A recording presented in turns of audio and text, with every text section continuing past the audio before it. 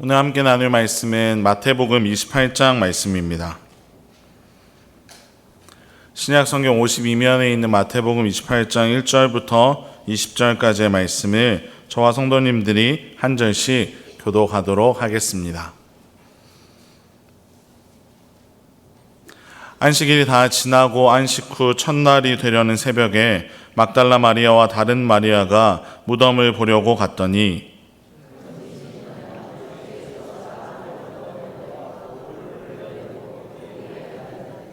그 형상이 번개같고 그 옷은 눈같이 희거늘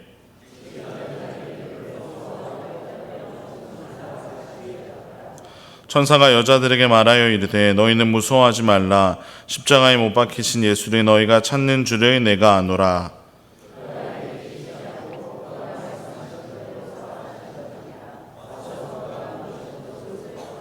또 빨리 가서 그의 제자들에게 이르되 그가 죽은 자 가운데서 살아나셨고 너희보다 먼저 갈릴리로 가시나니 거기서 너희가 배우리라 하라. 보라, 내가 너희에게 일렀느니라 하거늘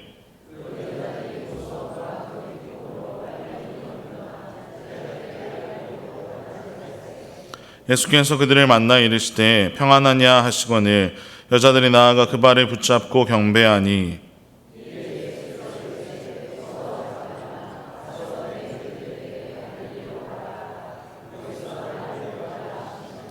여자들이 갈 때 경비병 중 몇이 성에 들어가 모든 된 일을 대제사장들에게 알리니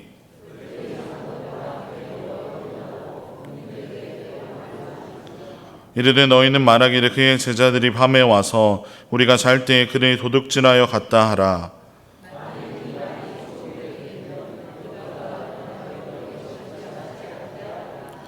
군인들이 돈을 받고 가르친 대로 하였으니 이 말이 오늘날까지 유대인 가운데 두루 퍼지니라.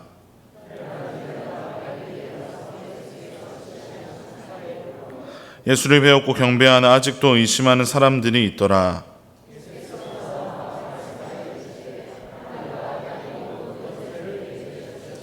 그러므로 너희는 가서 모든 민족의 제자로 삼아 아버지와 아들과 성령의 이름으로 세례를 베풀고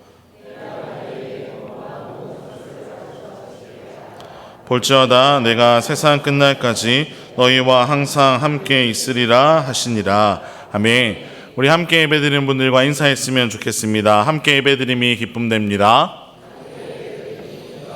네, 한 번 더 인사하실 때 앞뒤로 보시면서 오후에 만나니 더 좋습니다 라고 인사하겠습니다. 네, 오후에도 하나님의 은혜를 사모하며 이 자리에 모인 우리 모두에게 하나님께서 예비하신 풍성한 복을 허락하여 주실 줄로 믿습니다. 우리는 살아가면서 참 많은 이야기나 소식을 들으면서 살아갑니다. TV나 인터넷, 신문을 통해서 그리고 우리 주위에 살아가는 사람들에게서 우리는 참 많은 이야기를 듣습니다. 그런데 그러한 소식들 가운데 우리가 참 민감하게 반응해야 하는 소식도 있는 반면에 어떤 소식은 그냥 듣는 것, 듣고 흘려버려도 되는 소식들도 있습니다. 예를 들어 아프리카에서 지금 감기가 유행한다라는 소식을 들을 때 우리는 당장 어떠한 일을 해야 하는 것은 아닙니다. 하지만 지금 해운대에서부터 갑자기 큰 쓰나미가 일어나서 육지를 향해 물이 점점 차오르고 있다는 소식이 들린다면 우리는 당장 높은 곳에 올라가거나 아니면 북쪽으로 점점 더 빨리 움직이려고 애를 써야 하는 것입니다. 이처럼 우리의 삶에 영향이 없는 소식에 대해선 우리가 좀 멀리하고 그냥 듣고 지나쳐 버려도 되지만 우리의 삶에 직접적인 영향을 주는 그런 중요한 소식에 대해서는 우리가 반드시 적합한 반응을 하면서 살아가야 하는 것입니다. 오늘 우리가 읽은 본문에서도 한 소식을 들은 여러 사람들의 반응이 나오고 있습니다. 오늘 이 본문에 함께 살펴보면서 우리 역시 이 놀라운 소식 앞에서 어떻게 반응하며 살아가야 할지를 점검해보고 올바른 삶으로 나아갈 수 있기를 간절히 소망합니다. 오늘 우리가 읽은 본문의 앞장 마태복음 27장은 예수님의 죽으심에 대해서 기록하고 있습니다. 우리가 잘 알고 있듯이 예수님은 정말로 많은 고난을 받으며 십자가에 달려 죽으셨습니다. 그 고난이 얼마나 심각한 것이었는지 마태복음 27장 46절은 이렇게 기록하고 있는데요. 우리 화면을 보면서 함께 읽어보겠습니다. 시작. 크게 소리 질러 이르시되 엘리 엘리 라마 사박다니 하시니 이는 곧 나의 하나님 나의 하나님 어찌하여 나를 버리셨나이까 하는 뜻이라. 아멘. 예수님은 채찍질을 당하고 옷이 벗겨지고 가시관을 머리에 쓴 채로 사람들의 조롱을 받으며 돌아가셨습니다. 어떤 이들은 예수님의 머리를 치기도 했고요. 어떤 사람들은 침을 뱉기도 하면서 예수님에게 참 많은 고통을 가했습니다. 그렇게 예수님은 여러 가지 육체적인 고통, 그리고 조롱당하는 정신적인 고통도 많이 당하셨지만 그 무엇보다도 가장 끔찍했던 고통은 방금 예수님이 고백하셨던 것처럼 예수님이 하나님에게 어찌하여 나를 버리셨나이까? 라고 소리쳤던 그 고통, 하나님으로부터 단절되는 고통이 그에게는 가장 큰 고통이었습니다. 그런데 예수님이 이렇게 참 많은 고통에 휩싸여서 돌아가셨는데 이것이 예수님에게만 고통스러운 일이 아니었습니다. 예수님을 따르던 수많은 사람들에게도 이것은 예수님의 죽음은 정말로 충격적인 소식이었습니다. 이 예수님의 죽음은 그냥 자기들이 아는 사람들 중에 한 사람이 죽은 정도의 일이 아니었습니다.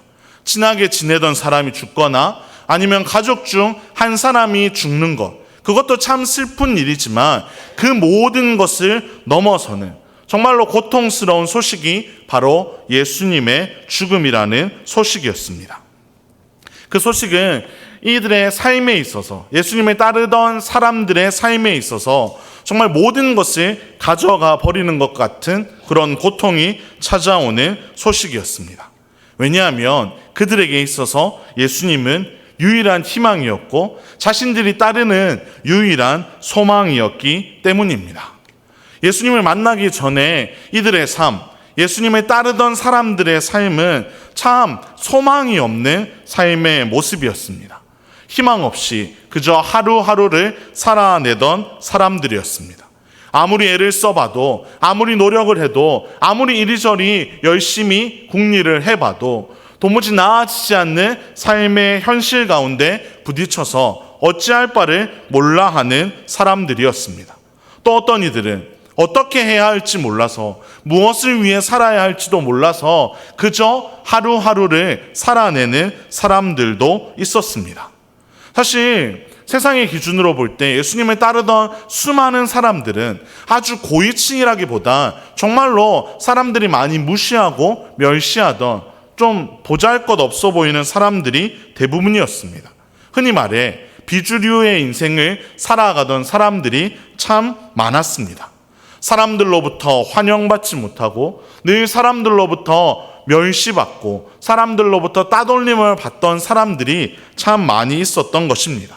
그런데 그러한 그들에게 예수님이 찾아와 주셨습니다. 예수님이 그들의 삶에 개입하셔서 병든 자를 고쳐주셨고 가난한 자를 부요하게 해주셨고 친구가 없어 이리저리 방황하던 사람들의 친구가 되어주셨습니다.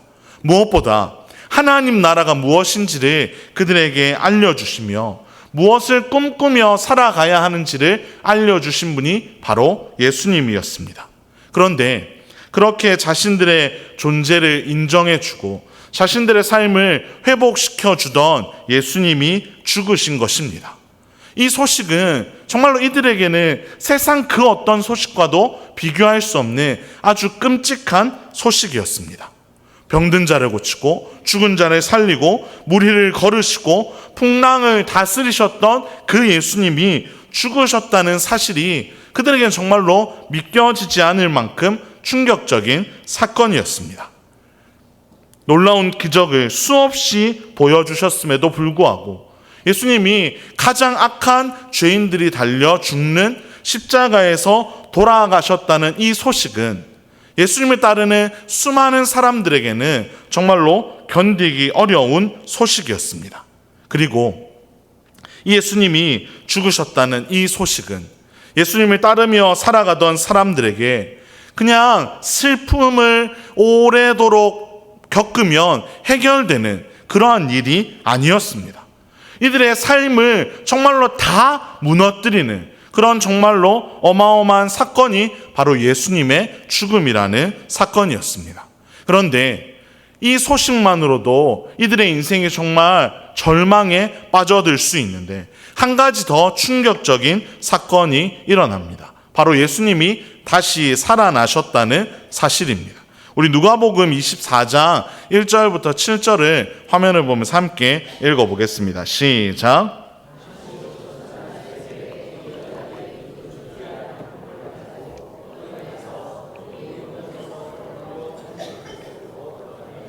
주 예수의 시체가 보이지 아니하더라. 이로 인하여 근심할 때에 문득 찬란한 옷을 입은 두 사람이 곁에 섰는지라. 두려워 얼굴을 땅에 대니 두 사람이 이르되 어찌하여 살아있는 자를 죽은 자 가운데서 찾느냐. 여기 계시지 않고 살아나셨느니라. 갈릴리에 계실 때에 너희에게 어떻게 말씀하셨는지를 기억하라. 이르시기를 인자가 죄인의 손에 넘겨져 십자가에 못 박히고 제3일에 다시 살아나야 하리라 하셨느니라 한데. 아멘. 안식일에는 아무것도 할 수 없었던 율법 때문에 여인들은 안식일이 끝나기만을 기다렸습니다. 그리고 십자가에 달려 돌아가신 예수님의 시체를 닦기 위해 향품을 준비하여 그들은 아주 이른 새벽부터 움직였던 것입니다. 그런데 무덤에 그 문이 돌이 닫혀 있어야 하는데도 불구하고 여인들이 도착했을 때는 돌이 무덤에서 옮겨져 있었습니다. 그래서 여인들이 그 무덤 안으로 들어갔습니다.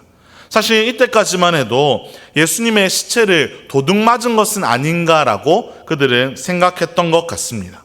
하지만 그 안에서 여인들은 찬란한 옷을 입은 두 사람을 만나게 됩니다. 그들은 바로 천사였습니다. 그 천사들은 여인들에게 놀라운 이야기를 전합니다. 왜 살아있는 사람을 죽은 사람 가운데 찾느냐? 그는 여기 계시지 않고 살아나셨느니라라고 천사들이 이야기를 해준 것입니다. 이것은 예수님이 자신이 이미 예고하신 대로 사흘 만에 다시 살아나셨다는 소식이 바로 이들로부터 전해진 것입니다. 바로 우리가 잘 아는 표현처럼 예수님의 부활이 바로 여기에 해당됩니다. 예수님이 살았다는, 예수님이 다시 사셨다는 이 소식 앞에서 여인들의 반응이 조금 놀라운데요. 사실 우리와 마찬가지로 누군가가 부활했다라는 사실을 참 믿기가 어려웠을 텐데 여인들은 여기에서 주저하지 않고 이 사실을 믿습니다. 천사들이 표현했던 것처럼 예수님이 이미 말씀하셨다는 그것을 기억하고 그들은 부활을 믿었습니다. 그리고 그 소식을, 정말로 이 복된 소식을 전하기 위해 다른 이들을 향해 나아갑니다. 미쳤다는 소리를 들을 만한 이 소식을 가지고 이 소식을 전하기 위해 그들이 움직였던 것입니다. 이 여인들이 어떠한 자세를 가지고 움직였는지 오늘 본문의 8절, 마태복음 28장 8절에 기록되어 있는데요. 한번 읽어볼까요? 시작. 제자들에게 알리려고 다름질할세. 그들이 무서움과 큰 기쁨으로 빨리 무덤을 떠나 제자들에게 알리려고 달려갔다라고 기록되어 있습니다. 예수님, 자신들의 유일한 소망이었고 유일한 희망이었던 예수님이 3일 전에 죽으셨다가 다시 살아나셨다는 이 소식을 전하기 위해 이 여인들은 힘차게 달려갔던 것입니다. 그리고 이들이 달려가서 만났던 존재들은 바로 사도들이었습니다. 여인들은 기뻐하며 그들에게 이 예수님의 부활을 전합니다. 이제 함께 기뻐하자고, 우리가 더 이상 절망에 빠져 있을 이유가 없다고, 그것을 이야기하기 위해 이 여인들은 사도들에게 이 소식을 전하였습니다. 그런데 이 여인들이 반응했던 것과는 다르게 사도들의 반응이 누가복음 24장 11절에 기록이 되어 있는데 우리 함께 읽어보겠습니다. 시작. 믿지 아니하나. 이들이 허탄한 듯이라는 이 표현을 영어 성경은 넌센스라고 기록하고 있습니다. 즉 터무니없는 소리, 말이 안 되는 소리로 여겼던 것입니다. 사도들, 누구보다 예수님과 함께한 예수님의 제자들조차도 그들의 말이 안 된다라고 여겼던 것입니다. 이들이 왜 이러한 반응을 하게 되었는가? 그것은 아마 이 부활이라는 소식이 정말로 자신들의 상식으로는 도무지 이해가 안 되는 일이기도 했고, 당시에 여인들의 말을 어떻게 대했는지에 그 이유가 있습니다. 당시의 남자들은 여인들의 말을 그리 귀담아 듣지 않았습니다. 자신들이 훨씬 더 우월한 존재라고 생각했기에 여인들이 하는 말을 좀 믿지 못할 만한 말로 여겼습니다. 더더욱 자신들이 누구보다 예수님과 가까웠던 존재들인데 왜 여인들이 정말로 그 일이 일어났다 하더라도 그 소식을 먼저 알게 되었는가? 이런 여러 가지 이유 때문에 사도들은 이 여인들의 말을 허탄한 것으로 여겼던 것입니다. 예수님이 분명히 자신이 다시 살아날 것을 여러 차례 예고해 주셨음에도 불구하고 그들은 자신들의 이성이나 자신들의 경험이나 사회적인 어떤 관습에 따라 그들의 말을 이상하게 여겼던 것입니다. 누구보다 예수님과 가까웠던 이 제자들, 사도들의 반응이 이러했기에 예수님을 믿지 않았던 사람들의 반응은 더욱더 심각한데요. 오늘 본문의 11절부터 13절을 함께 읽어보도록 하겠습니다. 시작. 모든 된 일에 대사장들에게 알리니 그들이 장로들과 함께 모여 의논하고 군인들에게 돈을 많이 주며 이르되 너희는 말하기를 그의 제자들이 밤에 와서 우리가 잘 때에 그를 도둑질하여 갔다 하라. 예수님이 살아나셨음을 알게 된 경비병들은 대제사장들에게 이 사실을 알렸습니다. 그러자 대제사장들은 자신들이 우려했던 일이 일어났기 때문에 도대체 여기에 대해서 어떻게 반응해야 될지를 의논하기 시작합니다. 인정하고 싶지 않았던 일이 일어났기에 이 일을 어떻게 해결하는 것이 옳은 일인가 자기들끼리 고민했던 것입니다. 결론은 이 일을 덮어버리는 것이었습니다. 바로 거짓말을 해서 덮는 것이었습니다. 제자들이 밤에 와서 예수님의 시체를 훔쳐갔다고 이야기를 꾸며냈습니다. 이처럼 짧게 살펴보았지만 여인들 그리고 제자들, 대제사장들과 장로들은 저마다 이 예수님의 부활이라는 소식 앞에 다른 반응을 보이고 있습니다. 예수님이 죽으시고 다시 살아나셨다는 이 복음 앞에서 너무나 극명한 차이를 보여주고 있는 것입니다.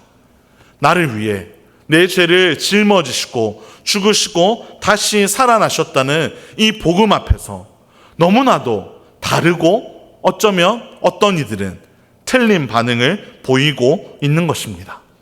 이 시대를 살아가는 우리도 마찬가지입니다. 예수님을 믿는 우리를 포함한 많은 이들은 여전히 이 온전한 복음, 이 놀라운 복음을 믿으며 살아가고 있습니다. 또 여인들이 달려갔던 것처럼 이 복음을 전하기 위해 달려가고 있습니다. 열방을 향해 선교사님들이 나아가고 있고 이 땅에서 복음을 전하는 목회자들도 있고 여러분처럼 삶의 자리에서 복음을 증거하는 귀한 성도님들도 계십니다. 너무나 많은 이들이 이 복음을 믿으며 여인들처럼 달려가고 있습니다. 하지만 어떤 이들은 교회를 다닌다고 이야기하면서도 부활만은 믿지 않으면서 살아갑니다. 그들은 허탄한 이야기라고 하면서 그것은 말이 안 되는 이야기라고 하면서 그저 자신의 삶을 성찰하고 그냥 거룩함을 추구하는 일에만 몰두한 채 예수님의 가르침만에 주목한 채 부활을 외면하면서 살아가기도 합니다. 또 예수님을 믿지 않는 사람들은 대제사장들과 장로들 그리고 사건을 함께 은폐했던 군인들처럼 예수님이 죽으시고 다시 사신 것이 아니라 제자들이 그 시신을 훔쳐가고 거짓말하고 허황된 소리를 한다고 생각하며 살아가고 있습니다. 사랑하는 성도 여러분, 이 복된 소식 앞에서 여러분들은 어떤 반응을 보이면서 살아가고 계십니까? 우리를 위해 이 땅에 예수님을 보내어 주시고 그 예수님이 우리 죄를 짊어지시고 다시 살아나셨다는 이 소식 앞에서 여러분은 어떻게 반응하며 살아가고 계십니까? 오늘 우리는 잠시 후에 청년부 일본 단기 선교팀 파송식을 가질 것입니다. 이 선교팀 멤버들 중에는 방학을 맞이한 학생도 있지만 많은 청년들이 직장인입니다. 그들은 자신들이 듣고 경험한 복음 앞에서 여인들처럼 이 복음을 전하기 위해 자신의 시간과 물질을 아끼지 않고 이 일에 동참하고 있습니다. 시간이 남아 돌아서 여유가 있어서 이러한 일을 하는 것이 아닙니다. 다른 청년들은, 세상의 많은 청년들은 자신의 성공을 위해 몰두하고 좀 더 쉬고 자신의 삶을 즐기는데 몰두하고 있지만 이들은 여인들처럼 이 복된 소식을 전하는 일에 내가 경험한 이 복음을 그저 나만 누릴 수 없기에 이 복음을 들고 일본을 향해 나아가려고 하는 것입니다. 특별히 길거리에서 일본인들에게 하나님의 그 놀라움을 찬양하면서 그들에게 그 복음을 전하려고 이들은 참 많은 시간 연습을 하며 준비하고 있습니다. 왜 그럴까요? 이 복음 앞에서 가만히 있을 수 없기 때문입니다. 여인들이 가졌던 그 마음처럼 그 두렵고 떨리는 그 마음, 그리고 너무나 기쁜 그 마음을 그냥 감추고 있을 수 없기 때문입니다. 하나님을 알지 못하는 수많은 이들에게, 특별히 수많은 우상을 섬기며 살아가는 일본 사람들에게 복음을 전하고 그들이 주님 품으로 돌아오기를 정말로 원하는 마음을 가지고 이들이 나아가려고 하는 것입니다. 그런데 세상 사람들은, 그리고 이 복음을 경험하지 못한 사람들은 그것이 무슨 소용이냐고, 그것이 그냥 여행 아니냐고 이들의 헌신과 이들의 노력을 깎아내리기도 합니다. 하지만 우리가 잘 알고 우리가 믿고 있듯이 하나님이 분명하게 이들을 사용하여 주실 것입니다. 당장 그 열매를 보지 못하더라도, 당장 수많은 사람들이 회심하는 그 놀라운 역사가 일어나지 않더라도 이들이 눈물로, 이들이 땀으로 뿌린 그 씨앗이 결국은 하나님께서 하나님의 때를 따라 분명하게 열매 맺게 하실 것입니다. 우리가 그 놀라운 역사를 경험한 존재들입니다.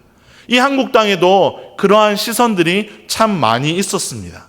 초기 한국 선교 역사를 보면 참 많은 선교사님들이 이 땅을 향해 나아왔는데 그 시기에도 중국이라는 어마어마한 많은 사람들이 살아가고 복음의 문이 열리기 시작한 곳으로 가는 것이 훨씬 더 효율적이고 훨씬 더 좋은 일이라고 평가하는 사람들이 많이 있었습니다. 왜 그렇게 큰 복음의 불모지를 놔두고 얼마 살지도 않는 조선 땅으로 향해 나아가냐고 사람들이 손가락질하며 비아냥거리기도 했습니다. 하지만 수많은 선교사님들이 그러한 조롱과 멸시에 흔들리지 아니하고 그들은 그저 하나님이 자신들을 조선을 향해 부르신다는 것을 기억하며 담대하게 나아왔던 것입니다. 그들이 오늘 우리가 읽었던 본문의 마지막 절을 그들은 가슴에 품고 하나님이 우리에게 무엇을 명령하시는지를 기억하며 그들은 담대하게 나아왔던 것입니다. 우리 오늘 본문의 19절, 20절을 화면을 보면서 함께 읽어볼까요? 시작. 아버지와 아들과 성령의 이름으로 세례를 베풀고 내가 너희에게 분부한 모든 것을 가르쳐 지키게 하라. 볼지어다 내가 세상 끝날까지 너희와 항상 함께 있으리라 하시니라. 아멘. 사랑하는 성도 여러분, 하나님의 이 시대를 살아가는 우리를 부르고 계십니다. 예수님의 부활이라는 놀라운 사건 앞에 가장 먼저 달려갔던 여인들처럼 이 시대를 살아가는 우리도 이 복음 들고 열방을 향해 우리의 삶의 터전을 향해 달려가라고 하나님은 우리를 부르고 계십니다. 우리를 위해 죽으시고 다시 사신, 우리에게 영원한 생명을 허락하신 이 하나님의 복음을 그냥 나만 누리고 살아가라고 우리를 부르지 않으시고 우리 모든 사람을 하나님은 한결같이 모든 민족을 하여금 제자로 삼고 그들이 하나님을 바라보며 살아가도록 우리를 부르고 계십니다. 사랑하는 성도 여러분, 오늘 우리가 다 함께 열방을 향해 나아갈 수 있으면 좋겠지만 우리의 여건이 그러하지 않기 때문에 오늘 우리가 파송식을 통해 세워질 우리 단기 선교팀을 위해 정말로 눈물로 무릎으로 기도해 주시기를 간절히 소망합니다. 하나님이 이들을 사용하여 주셔서 일본 땅 가운데 정말로 1%밖에 안 되는 기독교인이 있는 이 복음의 불모지와 같은 이 일본 땅 가운데 정말로 하나님의 역사가 시작되는 그 시작점이 되게 해달라고 계속해서 기도해 주시기를 간절히 소망합니다. 그리고 우리 역시도 하나님이 허락하신 삶의 터전에서 이 귀한 역할을 바르게 감당할 수 있기를 간절히 소망합니다. 부활을 그냥 성경 속에 있는 이야기로만 여기는 것이 아니라 나만 믿고 나 혼자 감춰둔 그러한 소식이 아니라 이것을 날마다 꺼내어 우리의 입술로 우리의 삶으로 이 놀라운 소식을 계속해서 전하며 살아갈 수 있기를 간절히 소망합니다. 저는 오늘 설교의 제목처럼 이 복음 앞에서 우리가 어떠한 사람인지를 날마다 질문할 수 있기를 원합니다. 복음 앞에서 나는 이 복음을 들고 달려가는 그리스도의 제자라고 정말로 이 질문을 나에게 자문자답하며 하나님이 부르시는 이 길을 힘차게 달려가는, 그래서 하나님이 우리와 영원히 함께 하신다는 그 놀라운 복을 날마다 누리며 살아가는 저와 여러분의 복된 삶이 되기를 주님의 이름으로 축원합니다. 기도하겠습니다.